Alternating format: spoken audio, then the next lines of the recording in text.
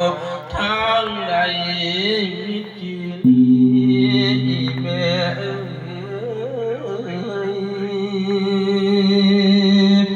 โยมลูกหลานเจ้าคอยมือนั่นดอกมื้อนี้เป็นคอยแล้วกับเปล่าได้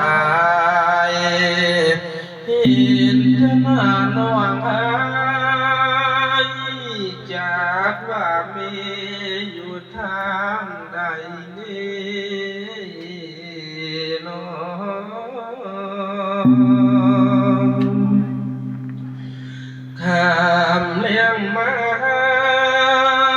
คือมีโลดผิดน้ำบ่มีแล้วจากเมียนป่าอยู่ใส่แล้วบ่เห็น